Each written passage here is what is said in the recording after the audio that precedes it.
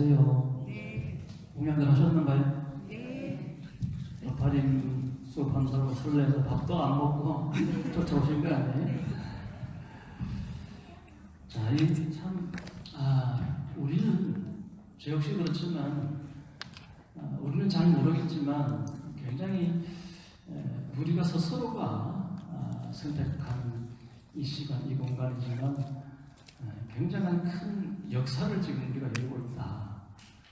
그렇게 생각이 듭니다.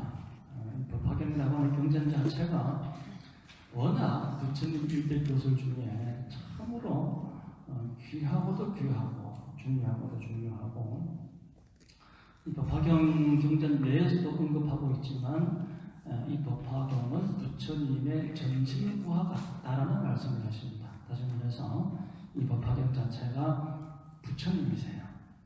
이 법화경이 물사리와 같다. 그래서 각 종단을 막론하고 청태종 우리 종단뿐만 아니라 여타 종단에서도 사리탑을 모실 때 또는 불상을 안치할 때 반드시 복장이 되는 경전 중에 하나가 법화경입니다.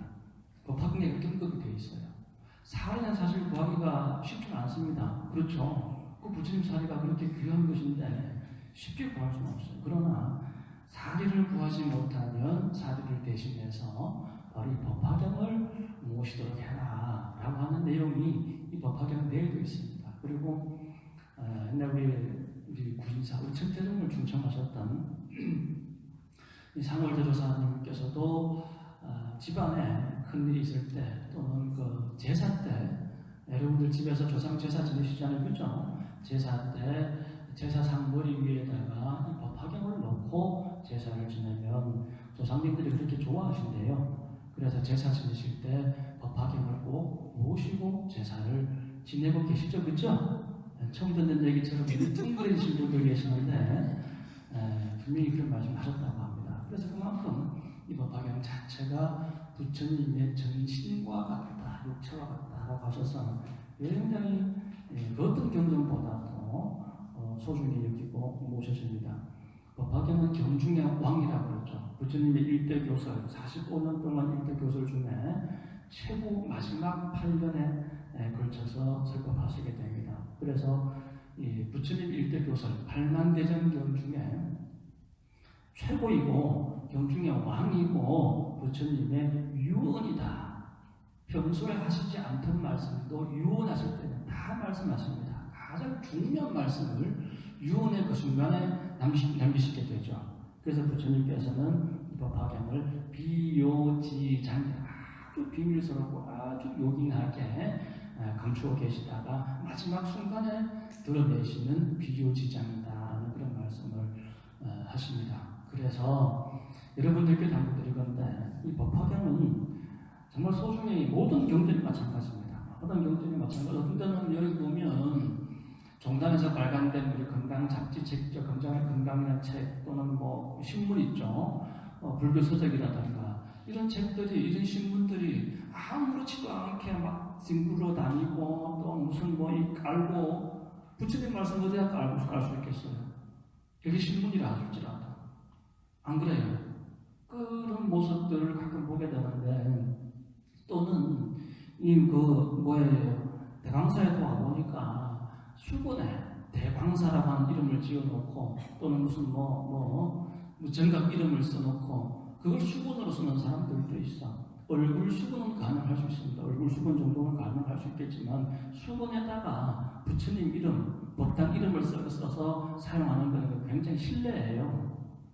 그래 하지 않기로 종단에서 이미 몇 번 약속이 됐는데도 불구하고 대광사에다 보니까 대강사 무슨 낙성식 해가지고 수건 자체에 이름을 새겨놨더라고.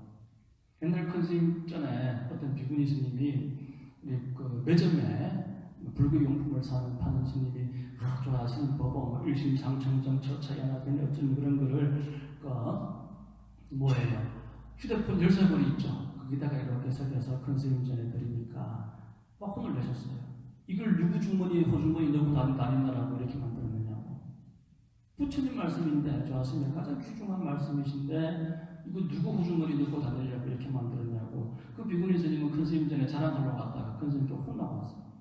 또 어떤 분은 그 역시 부채에다가 부처님 말씀을 조사생으로 들었어가지고 큰 스님 이렇게 부처님 말씀을 부채를 했습니다. 큰 스님 더우실 때 붙이시죠 하니까 한 번도 큰 스님 그거 쓰신 적 없습니다. 어떻게 부처님 말씀을 쓰신 그걸 가지고 덥다고 그걸 부채질하고 있겠어요. 그 부채 방에 가면 여기 걸어놓고 모셔놓고 있습니다. 큰 스님께서. 그러니까 그러한 정도의 신심까지는 아니다 하더라도 여러분들이 법화경 이 책을 가지고 다니실 때는 가능하면 이 법화경만 갖고 다니는 책가방을 별도로 준비하시면 좋고 매순이 아마 팔 겁니다. 법화경 넣어 다니는 거 가방을 팔 텐데 법화경만 가지고 다니면 좋고 아니면 큰 백을 우리 보살님들 큰 백 가지고 다니시는데 그 큰 백을 가지고 다니신다 하더라도 법화경만 별도로 법화경만 쏙 들어가는 이 가방이 또 있어요. 근데 그것만 또 매점에 또 있는 걸로 압니다. 그런 거 별도로 사서 잘 넣어서 그렇게 하시고 집에 가서라도 혹시 이 상이 있으면 좋지만 상이 없을 때는 절대 맨바닥에 놓지 말고 보자기라고 펴놓고 어떤 때 보면 우리가 뭐 상이 없을 때도 많아요. 공부하고 싶은데 책을 펴보고 싶은데 그렇죠? 그럴 때는 맨바닥에 놓지 말고 손수건이라도 틀어서 깔고 그렇게 하셔야 돼요. 아시겠죠? 그리고 또 하나 이 법화경을 공부하는 데 있어가지고 이 책에다가 밑줄을 긋고 혈관펜을 칠하고 글씨를 써도 돼요? 안 돼요? 라고 하는 질문을 제가 숱하게 들어봤어요. 될까요? 말까요? 근데 여러분들이 알아서 하세요. 알아서. 저는 여기 보시면 여러분들이 보이세요? 제가 이렇게 표시해놓은 거? 이 표시해놓은 거? 뭐 수도 없이 밑줄을 치고 형광펜을 다 칠하고 뭐 빽빽하게 쓰고 칠하고 했어요. 하지만 여러분들도 저처럼 따라하라고 하는 건 아닙니다. 여러분들 스스로 선택하세요.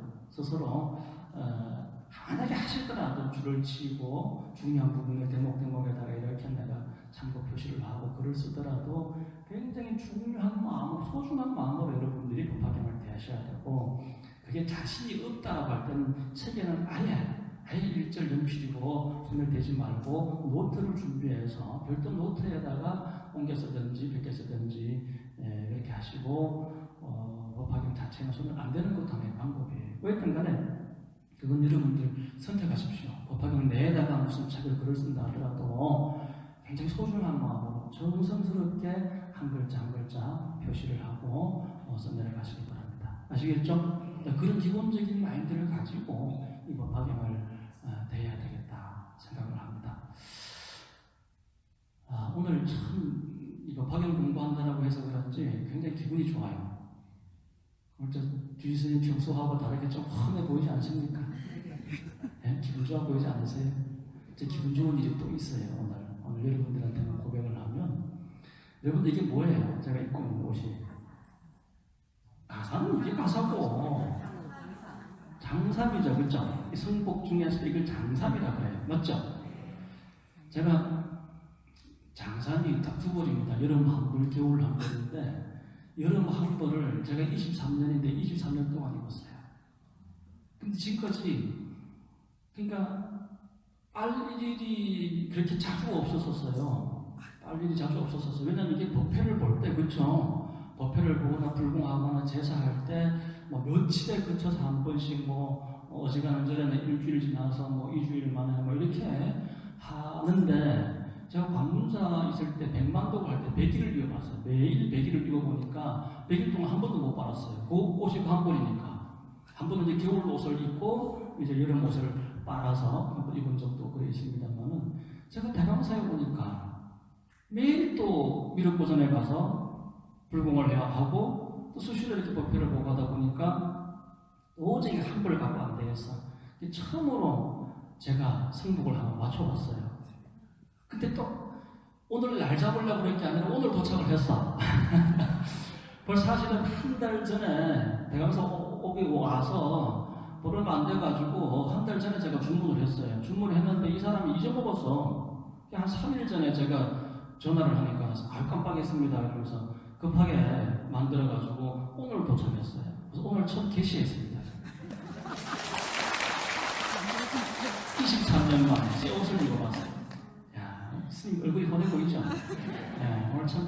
기가 막힌 말이에요. 법화경 첫 글자가 뭡니까? 아니 첫 글자가 묘예요. 묘할 묘자죠. 그죠? 묘할 묘자. 묘한 색이 무슨 색인 줄 아세요? 묘한 색. 묘한 색이 바로 이 색이라 하셨어요. 이 색. 묘하다. 묘하다. 우리가 이제 자주인 묘할 때 그 묘시가 몇입니까? 묘시가 5시부터 7시 사이. 5시부터 7시 사이가 묘시죠. 요 묘시는 어떤 시간이에요? 해가 활짝 뜬 시간이 아닙니다. 그쵸? 해가 뜨기 전 그 여명. 그 여명이라고 하는 게 사람을 굉장히 설레게 만들어요. 해가 활짝 떠버리기 전에, 꽃이 활짝 피기 전에 꽃송이 일 때 그 모습, 손대면 툭 터질 것 같은 그 모습이 사람을 설레게 만들어요. 그렇죠? 그렇듯이 이 묘시가 굉장히 사람을 설레게 만듭니다. 흰색도 아니고 검은색도 아니고, 이 묘시는 밤도 아니고 낮도 아니에요. 맞죠? 이렇게 둘 다 부정을 해볼 수도 있지만 둘 다 긍정을 해볼 수도 있습니다. 밤이기도 하고 낮이기도 하다. 맞습니까? 음의 기운과 양의 기운이 묘하게 교차가 되는 시간이 이 시간입니다. 밤과 낮에 묘한 기운이. 그렇죠? 음이기도 하고 양이기도 하다. 음도 아니고 양도 아니다. 둘 다 부정할 수도 있고 둘 다 긍정할 수도 있어요. 여러분들이 거기 앉아있고 저는 여기 서 있습니다. 맞죠? 이건 둘 다 긍정하는 거예요. 거기 있고 여기 있다. 맞죠? 그죠? 밤이기도 하고 낮이기도 하다. 음이기도 하고 양이기도 하다. 이걸 부처님께서 뭐라 말씀하시냐면 여시라는 여시. 그래서 팔만계장경 어떤 경전을 보더라도 첫 글자는 여시로 시작합니다. 여시 아문하야. 맞습니까? 그런데 이 여시에 대해서 가장 완벽하게 결론을 내려놓으신 분이 바로 천태대사이시고 법화경이에요. 법화경에 와서야 그 궁극의 여시의 의미가 설해지고 그 여시를 12여시라고 하는 것으로서 말씀을 하시게 됩니다. 이 12여시가 뭐냐? 법화경은요, 법화경을 공부해서 뭘 깨닫게 되냐? 뭘 알게 되느냐? 실상을 알게 된다. 실상. 제법의 실상을 알게 된다. 제법실상이라는 거예요. 제법실상. 한번 따라해 보세요. 제법실상. 제법실상. 이 실상법을 알아야 돼요. 제법의 실상을 알아야 돼요. 이 삼당만상 제법의 두두물물 우주 만물, 이 만물에 보이는 것과 보이지 않는 유무형의 모든 법을 알게 되는 게 제법실상입니다. 나에 대한 이치도 알고 너에 대한 이치도 알고 우리에 대한 이치도 아는 것. 나도 긍정하고 너도 긍정하고 풀 한 포기부터 모략 하나까지도 다 긍정하는 것. 그것을 뭐라 그런다? 여시라고 해요. 같을 여자에다가 옳을 시, 긍정할 시, 옳다 옳다, 같다 같다. 여시. 이것을 10가지로 풀어냅니다. 제법실상이 뭐냐? 중생들은 잘 몰라요. 실상법이 뭐냐? 모른단 말이에요. 그래서 천태대사께서는 이 법화경에서는 제법의 실상을, 이 근본 진리를 10가지로 풀어낸다. 그래서 여시상, 여시성, 여시체, 여시작, 상성, 제격, 작이다. 10가지만 외우면 나머지는 쉬워요. 뭐냐면 인연과보, 상성, 제격, 작, 인연과보, 본말, 구경 등 이렇게 됩니다. 근데 항상 여기 앞에 여시자가 제일 먼저 앞에 붙어요. 여시상, 여시성, 여시체, 여시적, 여시작, 그리고 여시인, 여시연, 여시과, 여시고, 여시본말, 구경 등 해서 여시 김아무개, 여시 이아무개, 여시 대광사, 여시 풀란포기, 여시 모래알 하나. 무조건 긍정. 네가 있기 위해서는 내가 있어야 되고 내가 있기 위해서는 네가 있어야 되고 그와 같은 여시 긍정의 처음부터 끝까지가 긍정입니다. 그래서 지금까지 팔만대장경에서는 소위 이제 암경, 초등학생 수준의 법문을 설하시는 그 내용의 경전이 암경이죠. 이 암경에서는 고통을 얘기해요. 끊임없이 고통을 얘기합니다. 고해의 세계다, 사바 세계다. 많이 들어보셨잖아요. 그렇죠? 그러나 법화경에 와가지고 단 한 글자도 고에 대한 얘기는 없습니다. 고통이 사라졌어요. 고에 대한 얘기할 필요가 없어요. 여시예요, 여시. 무조건 긍정. 니도 붙여고 나도 붙였다. 붙여들이는 붙여만 보인다. 삼라만성 우주법계가 다 불세계다 이거예요.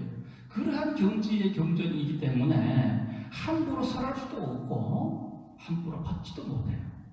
그러나 이 자리에 있는 저와 여러분들은 어찌됐든 간에 자이든 타이든 간에 어떤 인연으로 이 대방사라고 하는 이 대도량의 이 자리에 모였죠. 그죠? 이것이 여시입니다. 이것이 인연입니다. 그죠? 무한한 긍정의 덩어리가 모여서 이 자리가 있게 되고, 특히 이 법화경을 설하는 그 자리에는 이 법화경 내에서도 그런 말씀을 써있지만 천룡팔부가 항상 법화경이 쓰여지는 이 대중들을 외워하고 감싼다라는 말씀이 있습니다. 그러니까 여러분들은 이 자리에 아직 안 보이시지만 수많은 용들이 지금 꽉 차 있어요.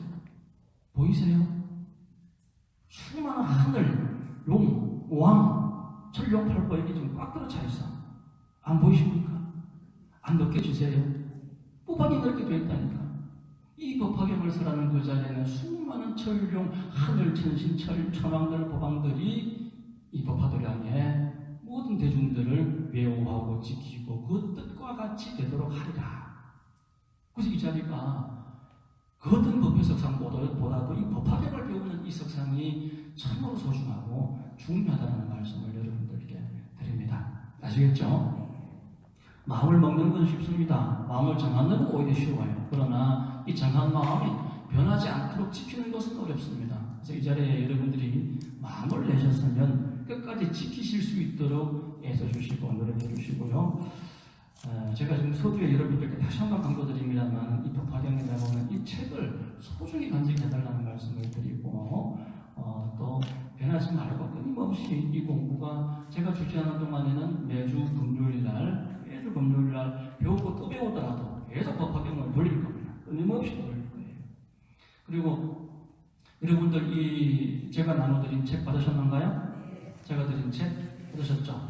이 법화경 책은 종단에서 발간한 이 법화경 책은 카바가 저처럼 이렇게 부르스름한 것도 있고 노란 것도 있죠? 내용은 똑같아요. 내용은 똑같은데 이 책에 오타가 몇 글자가 있습니다. 이 책에 오타가 몇 글자가 있는데 오타를 수정해가지고 다시 펴낸 책이 누르스름한 그 책이에요. 근데 뭐 다 거의 똑같아요. 99%가 페이지 수도 똑같고 내용도 똑같기 때문에 뭐 큰 차이는 없습니다. 그리고 제가 나눠드린 이 책은 우리 법화경 앞에 모셔져 있죠? 빨간 경전 보이시죠? 저 책이 우리 정멸궁에 가시면 강건여 정멸궁에 가시면 위대종정 큰 스님 바로 앞쪽에 아래편에 밑에 제일 가까운 밑쪽에 윤득산 스님이라고 하는 종단의 종회의장까지 지내시고 한 10년까지는 안 됐죠? 한 6, 7년 전에 열반하셨나 봐요. 윤득산 종단의 종회의장 스님께서 옛날에 한 20몇 년 전에 한 25년 전 그분 옆에 득산 스님께서 펴내신 책이 제 책이에요. 그때까지만 해도 종단에 각 종단에서 법화경에 대한 책이 들어 발간이 됐습니다만은 직접 법화경 지금 앞에 모셔놓은 저 빨간 책 법화경처럼 상세하게 아주 그리고 깊은 내용을 다루고 있는 책은 없었어요. 그래서 저 책이 나올 때는 각 종단에서 단 종단 스님들도 제가 지금도 기억나는 게 제가 직접 전화 받았습니다만 해인사 합천 해인사 강주 스님도 전화가 와가지고 저 책을 좀 보내달라 그런 얘기도 제가 들었고 그만큼 제 책이 잘 쓰여진 책이에요. 저 책을 토대로 여러분들께 나눠드린 이 책도 있고 그리고 저 책에는 어떻게 되냐면 각 품 첫 페이지에 그 각품을 요약 정리한 내용들이 있어요. 제가 생전에 이제 득산 스님을 가까이 모시면서 득산 스님께서 저 법화경 전체 내용이 담긴 파일, CD 있죠, 그죠? CD를 저한테 주시더라고요. 요긴하게 잘 써먹으라 하고 득산 스님께서 저한테 직접 주신 그 CD가 저한테 있어요. 그래서 스님 제가 이걸 제 임의로 써도 되겠습니까? 하니까 네가 법화경을 널리 저한테 있어가지고 필요하니까 내가 주는 거 아니냐, 잘 써먹으라. 그래서 이 책을 보시면 각 품마다 요약 정리를 해놨는데 한 페이지가 아니고 두 페이지씩. 그래서 한 페이지를 펴면 양쪽에 다 보이죠? 이 책 안 받으신 분 뒤에서 달라고 그러세요. 뒤에 비치가 되어 있으니까 달라고 그러세요. 저 오늘 이 책 갖고 공부할 겁니다. 오늘 달라고 그러세요. 뒤에 없어도 돼요? 없으신 분 손 드시고 뒤에서 좀 갖고 오세요.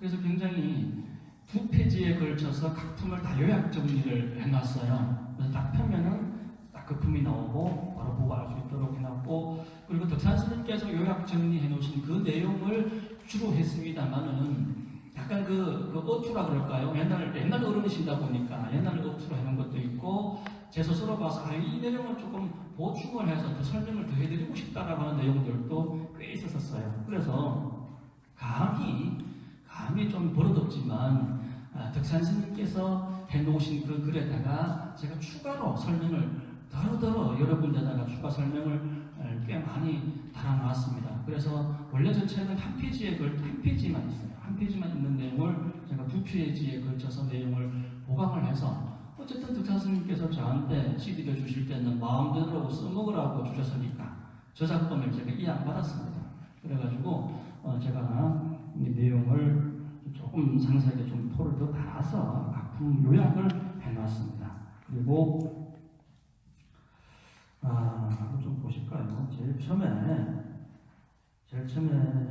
보시면은 관야심경이 있고, 관야심경 다음에 8페이지에 법화경이 어떤 경인가 라고 되어 있죠. 그리고 또 한 장만 딱 넘겨보시면 일부러 제가 2페이지씩 그렇게 했어요. 관야심경도 2페이지, 법화경 2단 그것도 2페이지, 58교 도표도 양쪽에 걸쳐서 55표, 8교 도표 10페이지에 있죠, 그죠? 그렇게 양페이지에 걸쳐서 제가 알아보기 쉽게 내용을 더 첨부를 해서 양페이지에 걸쳐서 보기 쉽게 그렇게 했습니다. 누가 했다고요? 내가 했다고요? 제가 한 거예요. 그래서 한 장 넘겨보세요. 한 장 넘겨보시면 법화경의 구조가 역시 정문, 왼쪽에 정문이 있고 오른쪽에 본문이 있죠, 그죠? 네, 이와 같이 보기 쉽게 왼쪽에 정문과 오른쪽에 본문을 이렇게 설명을 해놨습니다. 누가 했다고요? 그리고 뒤에 쭉 넘겨서 28분까지 하고 넘어가면은 법화경에 대한 여러 가르침을 주제별로 묶어가지고 이렇게 넘기세요. 70페이지 펴보세요.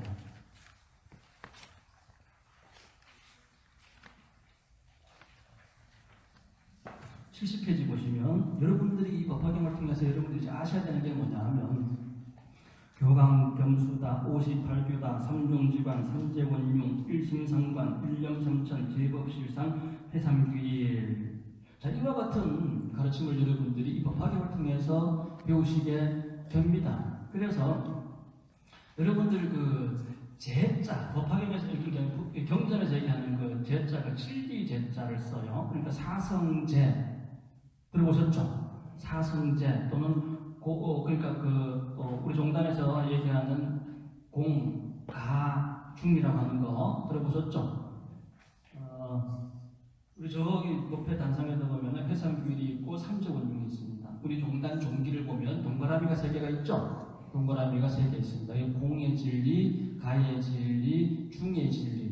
공재, 가재, 중재 그렇습니다. 그 제자는 진리를 의미하는 거예요. 그런데 이 재를, 이 공재, 가재, 중재를 삼재라 그래요. 삼재를 차제적으로 순서적으로 아는 것을 뭐라 그러냐면 차제상관이라고 해요. 이건 여러분들이 차제적으로 배우게 됩니다. 저와 같이 공부하시면서 순차적으로 성문의 법, 명각의 법, 보살의 법을 순차적으로 차제상관을 여러분들이 공과 순서로 배우게 되는데, 결국에서 여러분들이 종국에 얻게 되는 것은 뭐냐면은 차제상관이 아니라 차제상관을 통해서 일심상관을 얻게 돼요. 공이 따로 있는 것도 아니고 가가 따로 있는 것도 아니고 중이 따로 있는 것도 아니고 공가중이 삼재가 원융해져서 한 마음 속에서 삼재를 다 관할 수 있는 일심상관을 여러분들이 배우게 돼요. 여러분들이 처음에 공을 배울 때는 편벽되게 배웁니다. 그래서 편공이라고 그러고 다만 공을 배우게 돼요. 그래서 단공이라고 합니다. 그러나 단공과 편공을 넘어서서 진공을 배우게 되면 거기서 공을 초월해가지고 요유가 생기게 되는 거예요. 그래서 진공요유라고 해요. 그 진공요유가 이 세상에 펼쳐지는 걸 가지고 제법의 실상이라고 합니다. 그래서 줄 아시죠? 지금 뭔 얘기 하시나요? 그죠? 이와 같은 진리를 얻어가는 그 과정을 일체지 도종지, 일체종지라고 해요. 그래서 이 삼지, 상관, 일체지 도종지, 일체종지, 그리고 공제, 가제, 중지를 다 여러분들과 저와 같이 지금 배우게 될 겁니다. 아마 처음 듣는 단어들도 많을 거예요. 그러나 끊임없이 반복됩니다. 이게 1품에서도 나오고 2품에서도 나오고 3품에서도 나오기 때문에 이게 뭐지? 스님 지금 무슨 말씀하시지? 이러는 분들도 한 며칠만 공부를 함께 하시다 보면은 이해가 되실 거예요. 그래서 어쨌든 처음에는 차례적으로 알고 분석적으로 알아요. 그래서 그걸 분석해서 아는 중생들의 근기를 석공간이라고 해요. 석공간. 분석해서 안다 이거죠. 편법돼서 안다고 편공이라고요. 다만 공만 알아. 공.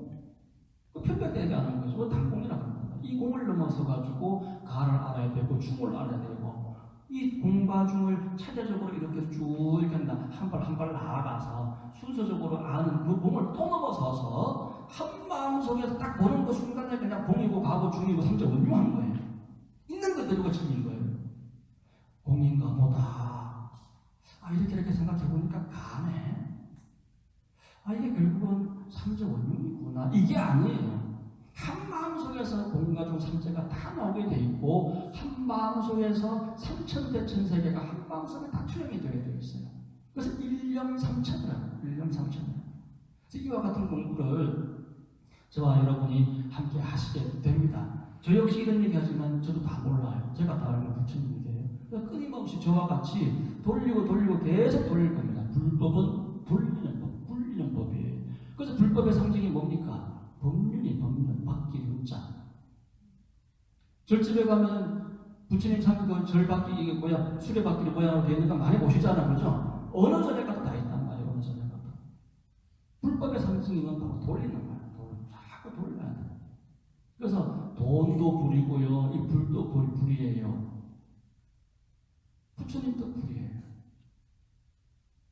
제 얘기는 잘 안 쪽팔려서 잘 안 하려고 그러는데 제가 구인자 입산해가지고 제일 처음 이제 뭐 깨달음이라고 하면 참 무섭지만 느낀 적이 하나 있습니다. 한 번은 농장에 가서 스님들이 3년 동안 농장 생활하잖아요. 농장 생활하는데 참 빡셔요. 고대 한겨울에 가나 한겨울에도 얼음이 꽁꽁 얼어서 나가. 일거리가 없으면 억지로도 만들어요. 참 별나죠. 한 번은 이제 얼음이 꽁꽁 얼었는데 농장에 들판에 나갔어요. 들판에 나갔는데 뭡니까 남자들한테 비구 스님들한테는 괜히 꽃갱이를 주고 비구니 스님들한테는 호미를 줘요. 그러면서 뭘 하라 그런 줄 아세요? 돌을 골라내려요. 여름철이면 추석내면 되지만 겨울에 꽁꽁 얼어 있으니까 캐야 되는 거예요. 이렇게 있는 돌도 죽지를 못해요. 얼어 있으니까 캐야 돼요. 근데 그 작업을 하기 전에 손이 얼어 있으니까 손을 녹인다고 제일 쫄다구인 저보고 장작불을 산에 가서 해와서 장작불을 피워라 그러시더라고요. 그래서 산에 가서 불을 해와서 불을 해서 막 빼니까 이제 고참 스님들은 차에서 이제 앉아가지고 불을 피울 때까지 하고 이제 성질 급한 비구니들은 벌써 호미 들고 불을 켜는 스님들도 계시고 그래 해요. 제가 제일 좁다 보니까 산에 가서 장작불에 이렇게 모아서 불을 피우고 있는데 제가 오라 소리 안 해도요 성질급한 비구니 스님 미리 나가서 돌을 캐던 비구니 스님들도 장작불에 모여들고 차 안에서 내가 고참인데 하고 앉아계신 스님들도 차에서 내려가지고 장작불에 모여들고 막 모여드는 거예요. 그 장작불에. 그 순간 제가 마음이 번개가 치는 것 같았어요. 삐뚤삐뚤하면서 이게 불법이구나. 모여들게 만드는 거다. 여러분들 이 불빛이 지금 없으면 캄캄한 방중입니다. 보여요? 봐야 알아요. 부처님은 보여주시는 거예요. 불법은 맞죠? 앞에 부처님이 계시니까 여러분들이 이 법당에 모여들었죠. 대광사에 맞죠? 막 모여들잖아요. 이 불빛이 없으면 한겨울에 어떻게 살 것이며 이 불빛이 없으면 이 겨울에 어떻게 살 거예요? 돈도 불이야, 돈도. 주머니에 돈이 없으면 암만 도파민을 사랑다 하더라도 여러분들 어떻게 대광사 오실 거예요? 맞죠? 순간적으로 그런 생각들이 이제 번개치듯이 내리에서 치면서 이게 불법이구나. 이미 불법은 이 세상 천지에 다 구축이 되어 있구나. 이미 구축이 되어 있구나. 이미 있는 것을 내가 보고 알고 듣고 알고 있구나. 이상 좋을 수 없지만 너무너무 무서운 거예요. 이게 또 한겨울에 뜨신 불을, 따뜻한 불을 찾아서 잘못 가면 옷도 빵꾸 나고요, 손도 데이고요. 맞죠? 맞잖아요. 돈 좋아하다가 로또 복권 당첨된 사람 중에 행복한 사람 없다면서요. 맞죠? 여름에 불 나방 보세요. 그 등불을 찾아서 달라들었다가 너무 급하게 앞뒤 분간 없이 달려드니까 어떻게 해요? 불 나방을 다 죽는 거예요. 맞죠? 그죠? 부처님 법도 마찬가지예요. 대리장은 어느 수승한 법이지만 지켜야 될 도리가 있고 예의법도가 있고 계율이 있어요. 이 법도 속에서 우리가 보고 알고 듣고 알고 수행해서 알 수 있는 그 길을 각자 찾아서 실천해서 깨달아야지, 이 법을 무시하고 법지서를 무시하고 함부로 하면 안 되는 거예요. 그래서 절에 와서 부처님을 믿어도 불나방처럼 믿으면 안 돼요. 잘 믿어야 돼. 불하고 적당한 거리 속에서 손을 쬐야 따뜻하지, 갖다 대면 죽어, 콜라. 맞죠? 그래서 이 부처님 만난 것이 참으로 귀한 인연이지만 이 귀한 인연을 잘 돌리세요. 돈도 돌려야 됩니다. 돈은 불법도 돌리는 법이고 돈도 돌리고 굴리는 법이에요. 잘 써야 됩니다. 무조건 아끼는 게 중요한 게 아니라 잘 써먹는 게 중요한 법이에요. 옛날 어떤 수행자가 저랑 같이 기도하는 사람이 이대근 스님 전에 뭘 여쭙냐면은, 우리가 수행을 할 때 우리가 그 무건을 하잖아요. 그죠? 무건 하고, 어떤 사람들은 마스크에다 무건 쓰고 다니고, 이마에다 무건 쓰고 막 부르고 다니고, 막 책상 앞에다가 무건자 써놓고 다니잖아요. 그죠? 아무 말도 안 해요. 불러도 얘기 안 하고. 저랑 같이 기도하는 사람이 그랬어요. 그리고 자기 딴에 남자 한 달인가 알을 그렇게 하더라고요. 한 달 뒤에 이제 그때 그 부의자가 지금 배식부 식당이 있잖아요. 그럼 이 식당에 내려오더니 한 달이 지나간지 갑자기 막 웃으면서 그 한 달을 자기가 이제 참고 지키고 이제 나름대로 버텼다 이거죠. 하하하하 웃으면서 막 돌아치는 걸 봤는데, 큰 스님께서 뭐라 하셨냐면은, 진짜 무거는 할 말만 하는 것이다라고 하셨어요. 뭐가 어렵겠어요? 입 꾹 닫고 있는 건 쉬워요. 할 말만 하는 게 더 어렵습니다. 맞습니까? 이 부처님 법을 믿더라도 잘 믿어야 되는 거예요. 내가 이 불자라서 해야 될 도리인지 말아야 될 도리인지 어떤 그런 선이라고 하는 게 있을 수도 있고, 어쨌든 여러분들은 자꾸 무심으로 공부하다 보면 그 경지에 가게 돼 있어요. 저는 이게 뭐지? 이렇게 하는 게 맞나? 저렇게 하는 게 맞나? 절에 오기 전에는 자유로웠는데 절에 오면서 제약이 많아. 하지만 그 제약을 통해서 그 계율이라든가 그 가르침이라든가 팔만대장경이라고 하는 가르침이자 그 제약을 통해서 진정한 자유인이 되는 거예요. 맞죠? 그러한 제약이 없으면, 그런 규제가 없으면 우리는 개망만이만 것도 못해. 그런 규정과 사람의 도리를 지킴으로 인해 가지고 결국은 진정한 대자유인이 된다고 하는 겁니다. 아시겠죠?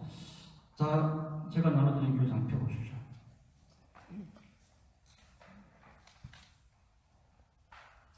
10회장 펴보세요. 일단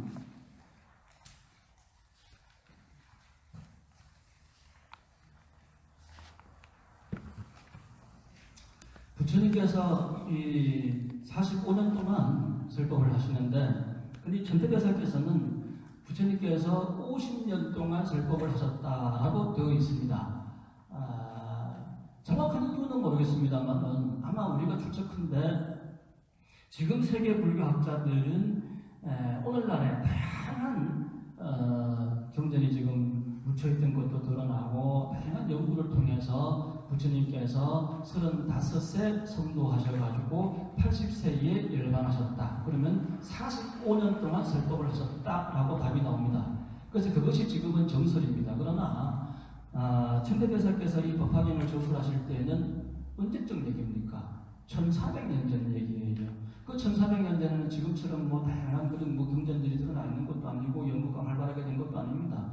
어쨌든 그 당시 천대대사께서는 어떤 이유신지 모르겠지만 석가모니 부처님께서 50년 동안 설법하신 걸로 이렇게 정리가 지금 되어 있고, 앞서 제가 법화경을 설법할 때 말씀을 드리기도 했습니다만은 저도 몇 년 전에 중국의 실크로드를 다녀왔습니다만은 그 실크로드를 지금도 차를 타고 다니기도 힘듭니다. 해발 3,000m 이상의 고지를 며칠씩 수천 킬로를 달렸었거든요. 그와 같이 힘든 고지인데 그 시대에 그와 같은 찻길도 없을 뿐더러 차도 없었고 순전히 도보로 걷고 걸어서 중국까지 인도까지 가서 그 경전을 가지고 오는데 기록에 의하면 100명이 갔다 10명도 살아 돌아오지 못했다는 거예요.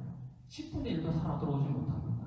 가지도 못하고 가도 경전 구하기도 힘들고 가서 경전을 구했다 하더라도 그걸 다시 가져오지를 못하는 거예요. 도중에 다 죽는 겁니다. 그럼에도 불구하고 오직 법화경과 부처님 경전 이 말씀을 구하고자 목숨을 내어놓고 10명 중에 한 명이 돌아오는 줄 알면서도 목숨을 내어놓고 인도 땅까지 가서 법화경을 또는 여러 가지 경전을 구해오는데 이 경전을 구해오는 과정이 순차적으로 구해오는 것이 아니라 어떤 사람은 법화경만 구해오고 어떤 사람은 화엄경만 구해오고 어떤 사람은 아함경만 구해오더라 이거죠. 근데 내용을 보니까 똑같은 게 아니라 다 달라요. 내용이 달라. 어떤 경우는 이렇게 말씀하시고 어떤 경우는 이렇게 말씀하셔요. 내용이 다르더라고요. 이게 왜 이러냐. 나중에 불교학자들이 또 수행자들이 생각해 깨달아 본 결과 뭡니까? 중생들의 근기에 따라서 설할 수밖에 없었다. 그리고 그렇다면 어떤 근기에 어떤 경전이 쓰여졌는가, 어떤 경전이 어떤 근기에서 이렇게 쓰여졌는가를 정확히 모르는 거예요. 그래서 대략적인 내용만 가지고 교상 판석이라고 해요. 판가름을 한다 이거지. 그렇죠? 이러한 근기에는 이런 경전, 이러한 근기에는 이런 경전이라고 하는 그 교상 판석이라고 해요. 교판이라고 그러고 교상 판석이라고 합니다. 그런데 이 천태대사 이전에도 교상 판석이 있었고 천태대사 이후에도 교상 판석이 있었습니다만은 지금 천태대사께서 세우신 58교라고 하는 교판이 가장 완벽하고 전 세계 불교학자들이 바로 이 천태대사의 58교에 의거해서 팔만대장경을 공부를 하게 됩니다. 그래서 이 58교라고 하는 것이 천태대사께서 만드신 이 58교의 이 도표, 이 나열된 순서가 팔만대장경을 공부하는 그런 순서다. 자, 한번 봅시다. 50가 있고 8교가 있는데 일단 52표를 먼저 봅니다. 10페이지에 제일 처음 화음시가 있죠. 50을 보시면 그죠? 화음시 두 번째는 아음시, 세 번째 광등시, 반야시, 법화, 열반시가 있습니다. 화음시는 가짜낸 우유와 같아요. 가짜낸 우유와 같아요. 그 옆에 백한의 설명을 보시면 성도후, 그러니까 부처님께서 성불 하신 뒤에 부처님의 자내정, 자기 스스로 내면의 깨달음 세계를 있는 그대로 중생들에게 설했어요. 부처님께서 깨달으신 그 내용을 가감 없이 덜 것도 없고 뺄 것도 없이 있는 그대로 설했어요. 이 내용을 일반 중생이 알아듣냐? 못 알아듣습니다. 이 내용을 알아듣는 사람들은 대보살들만 알아듣게 돼요. 그래서 이 화엄시는 중생들을 상대로 해서 법을 설하신 게 아니라 대보살들을 향해서 법을 설하신 가르침이다. 그래서 가짜는 우유예요. 가짜는 우유. 끓인 것도 아니고 설탕을 넣은 것도 아니고 있는 그대로입니다. 이것은 석가모니 부처님께서 깨닫자 말자 버리수 나무 밑에서 37일간 설법하게 되어 있습니다. 그리고 그 화엄시 다음에 그 다음부터는 이제 부처님께서 중생들 앞으로 나아가시고 다가가셔가지고 중생들 근기에 맞춰서 설법을 하시는데 중생들 근기에 맞춰서 처음으로 설법하시는 것이 두 번째 뭡니까? 함수라고 되어 있죠. 요거는 우유를 아이들이 먹기 쉽게 살짝 가공을 해서 요구르트로 만들어요. 그거 보이시죠? 요구르트. 저도 요구르트 좋아해요. 우유보다는 요구르트가 좋아. 이 요구르트를 12년 동안 써납니다. 이 암경은 단순히 그냥 암경이다 그러지가 않고 부유죠. 암시, 시이죠. 이렇게 얘기하는 이유는 보시다시피 경전에 사암으로 되어 있어요. 아함경은 장아함, 중아함, 정아함, 자바함 이래서 사암시, 사암부 이렇게 되는 겁니다. 그래서 암경 이렇게 나오고 다양한 암경이 있기 때문에 암시다, 암부다. 살짝 발효를 했습니다. 요구르트예요.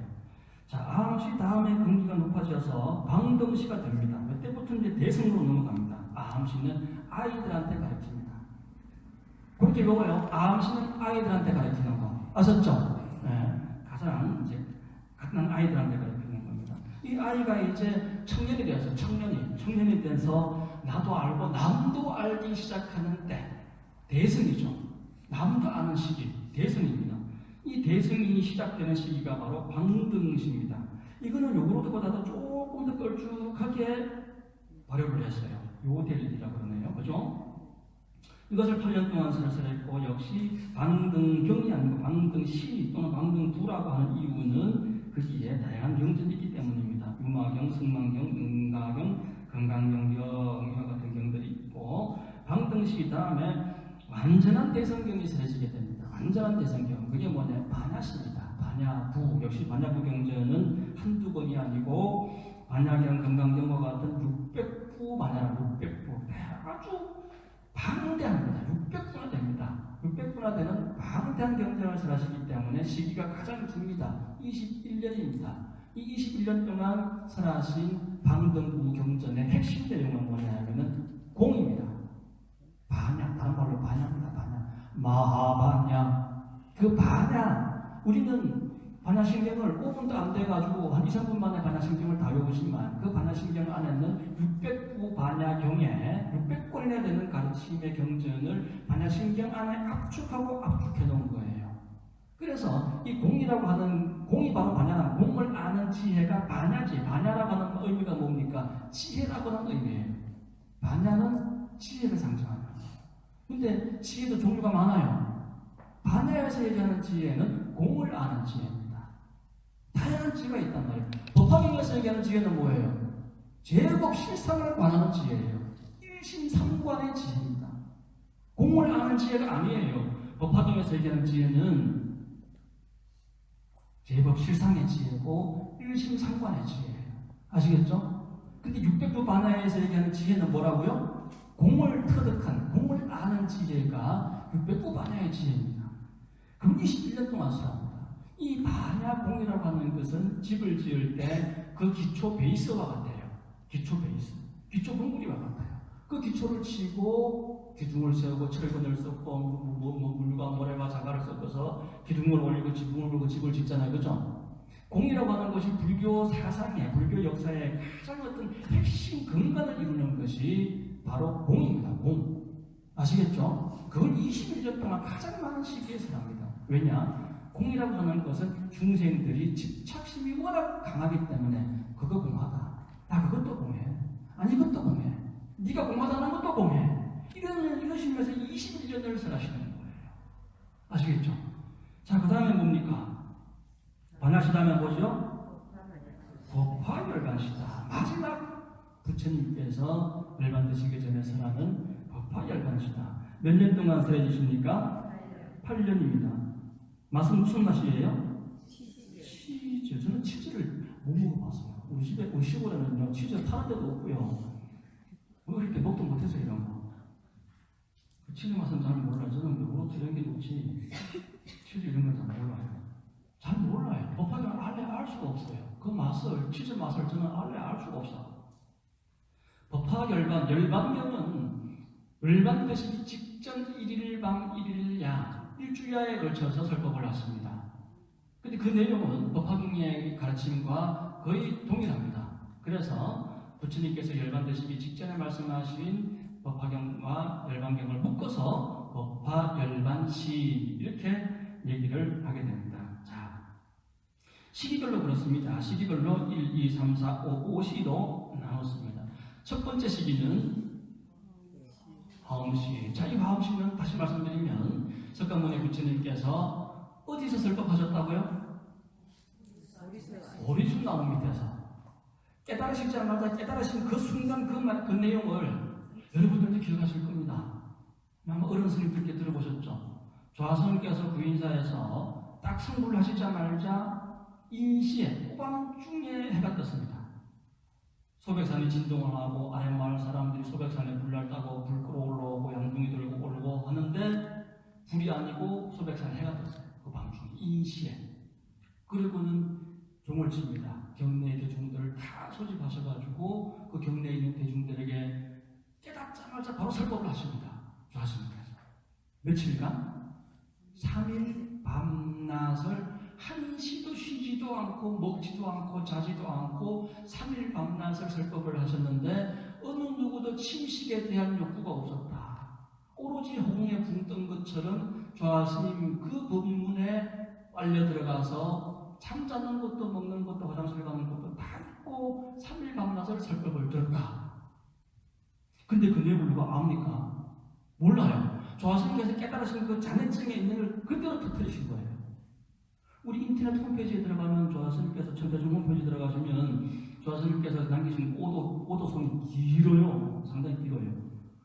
천상천하 주하 독존 연하세계 다시 오니 내 하나가 제일이다 이러시면서 쭉 설법하신 그런 게 그 오도송이 있습니다. 근데 그 내용은 풀어서 하신 말씀이 아니시고 잔해증에 있는 말씀을 그대로 토해내신 말씀이기 때문에 그 자리에 있는 대중들이 3일 밤낮을 정말 침식도 있고 다 들었지만 진정하게 그 법을 다 이해한 사람들은 많지가 않았어요. 거의 드물었죠. 그와 같이 이삭가모니 부처님도 깨달으심을 얻자마자 37일 동안 어디서 오리시노 밑에서 있는 그대로 깨닫자마자 그 순간 그 앉은 그 자리에서 그대로 37일 동안 설법하신 거고 거기서 자리에서 일어나셔서 오리시노 밑에서 일어나셔서 중생들에 다가갑니다. 어디로 가십니까? 제일 처음 도착하신 데가 녹야원이라는 데 가시죠. 녹야원이라고 하는 데 가서 사비구를 같이 수행하던 4명의 비구, 5비구죠. 5비구를 만든 교진여 등 5비구죠. 그죠? 이 5비구에게 처음으로, 중생들에게 처음으로 설법하시는 내용이 아함경입니다. 그 아함경의 핵심 내용은 뭐냐 하면은 사제, 4가지 진리예요. 이 4가지 진리가 뭡니까? 고, 집, 멸, 도, 고제, 집제, 멸제, 도제. 이 제자 붙여서 고라고 하는 진리, 집이라고 하는 진리, 도라고 하는 진리, 멸이라고 하는 진리, 고집멸도라고 하는 사제를 중생들에게 제일 먼저 펴내신 말씀입니다. 아함시, 방등시, 반야시는 이와 같이 길가에서 설을 하시게 되고 주로 기거하시는 거처가 기원정사 내지는 중림정사예요. 금강경이고 무슨 경이고 대부분의 경전이 기원정사하고 중림정사에서 45년 설법 중에 40년을 기원정사와 중림정사 두 군데서 설해지게 됩니다. 그 외에 때때로 길을 가시면서 이렇게 설하시는 내용도 있고 등등 다른 내용들도 많으시지만 어쨌든 45년 설법 중에 40년을 기원정사와 중림정사 두 군데서 설법을 하시게 되고 마지막 법화경을 설법하는 장소는 어디입니까? 어디에요? 나와 있잖아요. 없네. 법화경을 설법하시는 장소는 영축산 또는 영취, 독수리 취자를 써서 영취산이라고 합니다. 우리 스님들이 입선을 하면 이 동단에서 옛날에는 저희 때만 해도 한 10년 만에 보내줬어요. 한 10년 살아야 인도를 보내주셨어요. 종단에서. 지금은 한 5년 만에 갑니다. 세월 많이 좋아졌죠. 네, 한 5년 만에 스님들이 입선하시면 인도를 다 보내줘요. 그리고 지금 그 녹양원에도 갑니다. 처음으로 사성제를 설하셨던 녹양원에도 가고 성불하셨던 부다가에도 가고 영축산에도 갑니다. 법화경을 설하신데 가보는데 법화경을 설하신 영축산에 가보면은 거의 정상 무렵에 뭐가 있냐면은 독수리 모양의 바위가 있어요. 독수리 모양의 바위가 있어요. 거기에서 영축산에서 법화경이 설해지게 됩니다. 독수리 취자를 써서 영취산이다, 영축산이다 그렇게 얘기를 합니다. 자, 그래서 법화경만이 기원정사와 중림정사가 아닌 법화경만이 유일하게 영축산에서 설법이 됩니다. 영축산은 법화경을 설법하기 위한 장소입니다. 어떤 경우도 영축산에서는 설법이 되지 않고 오직 법화경만이 영축산에서 설법이 되게 됩니다. 이와 같이 화엄, 아함, 방등, 반야, 법화일반이라고 하는 시기별로 나누어서 판을 짜놓은 것을 오시교판이라고 해요. 아시겠죠? 자, 그 옆에 오른쪽에 보시면 또 팔두가 보이죠? 여기는 팔두라고 하는 것은 옷이라고 하는 건 시기별로 이렇게 정리를 해놓으신 거고 팔두는 제일 왼쪽에 보시면 화의사교와 화법사교가 있습니다. 화의사교는 부처님의 가르침을 형식, 즉 태도나 방법, 어떤 방법으로 중생들에게 법을 설했는가라고 하는 내용이죠. 이것이 화의사교입니다. 화의사교에는 돈, 전, 비밀, 부정 이 4개가 있습니다. 여러분들 조계종에서 맨날 돈호, 돈수, 돈호, 점수 그러죠, 그죠? 돈전이라고 하는 얘기를 최초로 쓴 것은 천태종에서 쓴 겁니다. 그리고 관, 최초로 쓴 것도 천태종에서 쓴 거예요. 그리고 그 밑에 화법사교가 나오죠, 그죠? 화법사교가 나오는데 화법이라고 하는 것은 부처님의 가르침을 내용적으로, 위에는 화의사교는 형식, 화법사교는 내용적으로 분류해놨는데 화법사교에는 장, 통, 별, 원, 장교, 통교, 별교, 원교가 있습니다. 장교는 다른 말로 삼장교래요. 삼장교. 삼장이 뭡니까? 경, 율, 론 이렇게 해서 삼장이 됩니다. 부처님 팔만대장 경, 그리고 계율을 모아놓은 또 말씀, 이건 율, 그리고 경과 논을 설명해 놓은 책, 이건 논이라고 해요. 경, 율, 논, 3장을 팔만대장경이라고 그러고 이 3장을 다 터득한 사람을 삼장법사라고 합니다. 그래서 여러분들 유명한 현장스님이라든가 이런 분들은 손오공, 저팔계, 사오정을 데리고 인도의 책을 구하러, 경전을 구하러 떠나시는 그 삼장법사가 현장법사예요. 중국의 이제 서안의 시안이라는 시안, 그 유명한 시안, 우리나라 그 현대중공업도 나와 있고, 그 삼성전자도 나와 있는 거 시안에 가면 삼장법사 동상이 크게 있어요. 여기가 실크로드의 출발점이고 종점입니다. 현장법사, 삼장법사가 이제 크게 동상으로 보이게 되는데, 이게 삼장이라고 하는 것은 중생들에게 풀어서 설명을 해놓은 거예요. 그러니까 아까 단공, 석공과 같은 거예요. 진공이 아직 안 된 거예요. 초보자들에게 가르친다 이거예요. 삼장이다라고 하는 것은. 그 다음에 정교라고 하는 것은 근기가 낮은 중생으로부터 점차적으로, 점진적으로, 차별적으로 성숙시키는 것을 정교라고 그러고, 그리고 여기에 그 다음에 비밀교라고 하는 것은 부처님께서는 한마디로 설하시지만 중생이 받아들이는 것은 다 다르게 받아들입니다. 다 다르게 받아들여요. 그래서 돈 가운데 점이 있고 점 가운데 돈이 있는 걸 서로가 서로의 근기에서는 모르고 있어요. 중생들은 큰 스님 말씀이 다 자기 말씀인 줄 알아요. 아이고, 나한테 이런 말씀하시는구나. 부처님은 그렇지 않거든요. 보살한테 얘기하고 계시는 거거든요. 보살은 이 부처님께서 나한테 설하고 계시는구나. 근데 서로가 이건 모르는 거예요. 다 자기를 위한 설법인 줄 알지. 이게 이제 비밀설입니다. 비밀교. 부처님께서 그만한 위신력을 가지고 계시는 거예요. 그리고 부정교, 돈을 설할 때 돈 가운데 점을, 그러니까 이건 뭐냐면요, 아함을 설할 때 여러분들 아함 가운데는 아함만 있는 게 아니에요. 사실은 58교가 그 아함 가운데 다 있어요. 아함 가운데에는 이미 법화경도 있는 거예요. 법화경 가운데 법화경만 있는 줄 아세요? 아닙니다. 법화경 안에는 아함경도 있어요. 이거 쉽게 호구라고 그래. 삼지원융이듯이 모든 가르침을 다 포섭을 하고 있는 거예요. 하나의 가르침만 별도로 있는 거 아닙니다. 사성제 속에 팔정도도 있고, 팔정도 속에 사성제도 있고, 12영리도 있고, 육바라밀도 있고, 제법실상도 있고, 다 들어가 있는 거예요. 공 하나만 얘기해도 다 들어있고, 제법실상 얘기해도 그 안에 다 들어있는 거지, 보이 하나만 가지고 한 법을 사는 건 아니다라고 하는 겁니다. 그리고 이제 지금 돈전 비밀 부정 얘기하고 있죠. 그리고 장, 통, 별, 원, 장교, 제가 지금 막 왔다 갔다 합니다, 지금. 장교는 방금 아까 말씀드린 대로 이제 근기가 가장 낮은 중생들에게 경율론이라고 3장을 풀어서 설명하는 게 3장교고, 그 다음에 통이라고 하는 것은 이 사람은 똑같은 말씀이지만 이 사람도 이해하고 저 사람도 이해하고 다 이해할 수 있는 가르침이 이제 통교입니다. 그래서 삼생에게 다 통해요. 이 네 가르침은. 별교로 가는 것은 예를 들면은 화엄시에 해당되는 겁니다. 별도로 특별하게 살아시는 게 이제 별교죠. 또 원교라고 하는 것은 이 삼성을 모두 포섭을 해가지고 성문진과 보살이라고 하는 삼성이 궁극적으로 깨달음에 나갈 수 있도록 작업하시는 게 원리입니다. 자, 처음에는 이게 지금 뭔 소린가 하고 이해되시겠지만 좀 더 지나면서 제가 부처님 이게 법화경 선하면서 이건 장교에 속한다, 통교에 속한다, 원교에 속한다라는 비유를 제가 계속해서 들어드릴 거고 오시에 대한 얘기도 또 계속 나올 수밖에 없습니다. 자, 그리 이해하시고 자, 지금 오늘 58도 도표했고요. 앞으로 한 장면 보세요. 8페이지 도표 보세요. 법화경이란 이렇게 되어 있죠? 조금 더 할까요? 끝낼까요? 1시간이 지났는데 덥죠? 후적지근하죠?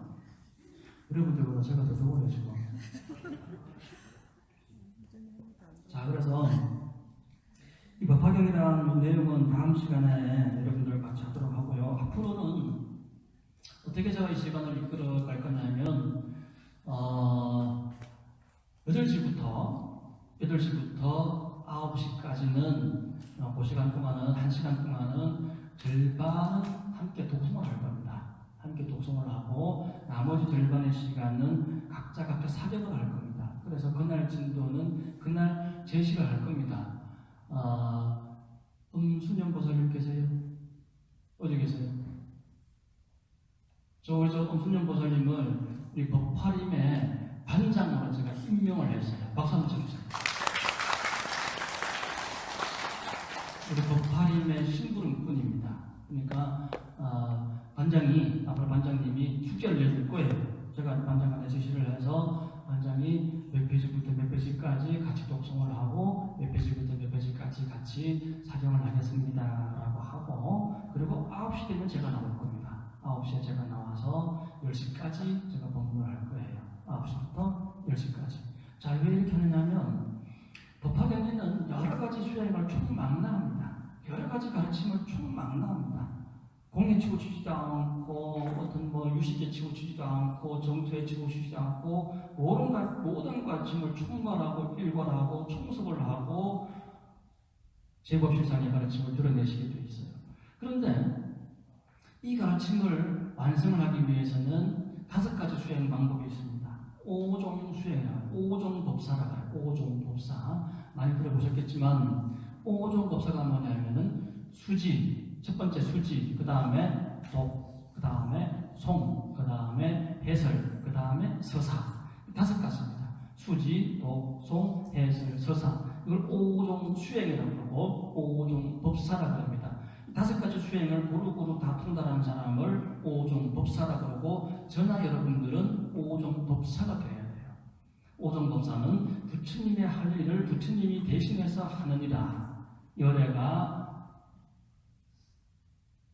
부처님께서 손으로 머리를 어루만져 주시고 부처님의 사도다. 열애의 사자다. 열애의 사도, 열애의 사자다 하십니다. 그래서 여러분들이 지금 이 법화경을 공부하는 이 시대는 무슨 시대냐? 늘 우리 큰 스님께서 말씀하시는 대로 보살 마살이 되는 시대다. 지금 우리 큰 스님께서 그러십니다. 일체 중생이 유아독존 되는 시대다. 그렇게 큰 스님께서 말씀하십니다. 지금 이 시대는 법화경의 시대다 라고 우리 지금 큰 스님께서 말씀하십니다. 그래서 남김없이 저나 여러분들이나 반드시 5종 법사를 실천해야 됩니다. 여러분들이 자이든 타이든 간에요, 이 육예술의 밖을 언젠가는 벗어나야 반드시 벗어나서 종국에, 궁극에는 자이든 타이든 간에 여러분들이나 저나 다 보살도를 행해서 성불을 해야만 돼요. 중생들은 지금 아버지를 몰라서 집 잃은 탕자와 같아. 집 잃은 고아 같아. 그래서 지금은 아버지가 누군지 모르고 내가 가야 될 길을 모르지만 일체 중생이 종국의 궁극에는 깨달음을 얻어서 이 세상이 불국토기 때문에 이 세상은 이미 화경이 임이라는 얘기가 참 많이 나옵니다. 이미 이 세상은 불국토입니다. 이미 불국토이기 때문에 이미 불국토인 줄 모르는 여러분들은 이 그 불국토에 여러분들이 가지 않으면 여러분들의 윤회하는 고통은 끊을 날이 없게 되어 있어요. 불자거나 불자 아니거나 모든 생명이 있는 것들은 반드시 오종법사를 실천해서 보살도를 실천해서 성불을 해야만 하는 겁니다. 일체 중생이 보살 마살이 되어야 되고 일체 중생이 유아독존되는 시기이니라 라고 지금 종천 큰 스님께서 계속 반복해서 말씀하시고 지금 이 시대는 법화경의 시대다 라고 말씀하시는 이유는 전하 여러분들이나 다 이제 부처가 돼야 되는 이 시기가 그런 시기다 이거예요. 법화경을 반드시 공부해야 되는 이거는 선택이 아닙니다. 필수입니다. 여러분들. 이 자리에서 굳이 법화경을 공부를 안 하더라도 법화경의 정신에 입각해서 삶을 살아야만 되는 시기가 이 시기예요. 그래서 이 법화경을 실천하는 방법은 오종법사, 육바라밀, 그리고 사안락행 등이 이 법화경에 수록하고 있습니다만 가장 중요한 것이 오종법사. 첫 번째가 뭐라고요? 수지. 수지는 법화경을 지금 이미 여러분들 수지하셨어요. 가지고 계시잖아요. 그죠? 수지라고 하는 건 가지고 있는 겁니다. 받아들이는 겁니다. 수지라고 하는 건 받아들이는 거예요. 그 비타오박에 나오는 그 수지 아닙니다. 여러분들. 수지는 간절한 마음으로, 강력한 마음으로 결정신심의 상태예요. 더 이상 물러섬이 없는 결정이 된 상태입니다. 하고 말고의 문제도 아니고 이거 선택의 문제가 아니고 필수적으로 반드시 해야만 되는 것이 바로 수지입니다. 이 법화경에서 나오는 믿음은 그래요. 다른 경전에서 나오는 믿음하고 법화경에서 나오는 믿음은 다릅니다. 여기에서 믿음은 결정신심입니다. 그게 수지예요. 그 다음에 수지 다음에 뭐라고 그랬어요? 독이에요. 독. 그 다음에 송이죠. 자꾸 읽어야 돼요. 독송을 해야 돼요. 자꾸 읽고 외워야 됩니다. 읽고 외우는 게 뭐예요? 읽고 외우는 게 뭡니까? 관전보살 하는 게 그렇게 읽고 외우는 거예요. 독송이라 하는 게. 읽고 외우는 겁니다. 법화경 한 글자 한 글자를 또 보고 읽고 외우고 해야 되겠지만 외우라고 하는 것은 뭡니까? 읽는 건 아시지만 굳이 외워야 돼? 이걸 다 외워야 돼? 외운다는 의미를 생각해 보십시오. 외우는 것은 집중을 얘기하는 거고 통달을 얘기하는 겁니다. 이걸 다 외우라는 얘기가 아니에요. 집중력을 여러분들이 가져야 되고 안 되는 것도 집중하면 됩니다. 이 햇빛 가운데다가 종이 쪼가리 내놓으면 안 타요. 돋보기로서 집중을 하면 탑니다. 맞죠? 안 되는 것도 일심으로 들어가게 되면 타도게 되어 있어요. 그 일심을 얘기하는 것이 송입니다. 암송. 아시겠죠? 이 법화경 다 외워 안 해도 돼요. 억지로 외우려 하지 마세요. 아시겠죠? 그러나 이 독송을 하는 가운데 정신 집중이 되게 되어 있고 그리고 이타행이 절로 되게 되어 있어요. 여러분들 복지해야 됩니다. 복지해야 돼요. 나중에 여러분들이 고생스럽고 어려운 시절이 되게 되면 지어놓은 복이 있어야 저축해놓은 게 있어야 그 저축해놓은 걸 가지고 여러분들이 써먹게 돼요. 그 저축해놓은 게 뭐예요? 그게 여러분들이 자꾸 독송을 해보면요. 내 귀에 내가 연구를 해요. 내가 나한테 불공을 드리는 거예요. 근데 내가 관세음보살 하든지 아니면 여기 여시, 아문일시에 어쩌고저쩌고 이렇게 독송을 하면 나만 들어요? 남도 들어요? 남도 듣잖아요. 그렇죠? 남도 듣게끔 하는 그 공들이 참으로 수성하고 크다 이거예요. 남도 듣게끔 하는 공들이. 여러분들 다 신들린 사람이에요. 수많은 신이 여러분들에게 다 있어. 수많은 신장들이 여러분들에게 주위에 다 있어요. 여러분들 보호하고 지키는 신들이. 자꾸 관세음보살하고 법화경을 독송하면서 그 운들이, 그 신들이 좋아하게 되고 그 신들에게 공양을 올리게 되고 주변에 여러분들과 함께하는 모든 인연들에게 공양을 올리는 공덕이 미륵보전에 가서 맨날 뭐 사실불공하지 않더라도 여러분들이 법화경을 독송하는 그 공덕이 참으로 크다 이거예요. 그렇다고 또 사실불공 안 올라. 이것도 해야 됩니다. 그래서 독송이라고 하는 공덕이 나도 이렇게 하고 남도 이렇게 하는 복과 지혜를 다 구속하게 만드는 게 독송입니다. 아시겠죠? 독송까지는 뭐냐면 자리를 얘기하는 거예요. 또 수지, 독송까지는 자리를 얘기하는 거고 해설부터는 이탈을 얘기하는 겁니다. 해설. 해설은 왜 합니까? 우리가 지금 8시부터 9시까지는 수지 독송을 합니다. 맞죠? 수지 독송하고 사경을 합니다. 그 다음에 9시부터 10시까지 저와 같이 해설을 하게 돼요. 해설을 해서 꽁꽁 묶여있던 것을 풀어서 헤쳐나와서 다 보고 알고 듣고 알게 돼 있어요. 봐야 알고 들어야 합니다. 이 불빛 밑에서 이 아래에서 제 법문을, 제 설법을 듣고 알고 법화경을 보고 아는 거예요. 아시겠죠? 풀어헤쳐요. 풀어. 이 부처님 밑에서 캄캄한 밤중에는 모르지만 이 부처님 아래에서, 이 불빛 아래에서 다 드러내놓고 하나하나 분석해서 풀어서 니도 알고 나도 알고 해보자. 그래서 수지, 독성, 해설, 서사. 또 서사가 남았어요, 마지막에. 맞죠? 이 서사라고 하는 것은 나중에 또 설명을 나중에 또 구체적으로 드리겠습니다만은 사경을 의미하는 것만은 아닙니다. 많은 사람들이 서사 하니까 뭐 불교 TV에 나오는 스님들도 뭐 사경 그러는데 서사라고 하는 것은 그냥 정법입니다. 한마디로 얘기하면 아시겠죠? 수지, 독성, 해설, 서사가 뭐라고요? 정법이에요. 옛날에는 이 정법의 최고 등급이 뭐였냐면 사경이었어요. 사경이었습니다. 지금은 스마트폰 안에 팔만대장경이 다 있어요. 그런데 그 옛날에는 지금은 스마트폰을 보면 되는 걸 가지고 그 옛날에는 히말라야 산을 넘어갔었어요. 그랬어요.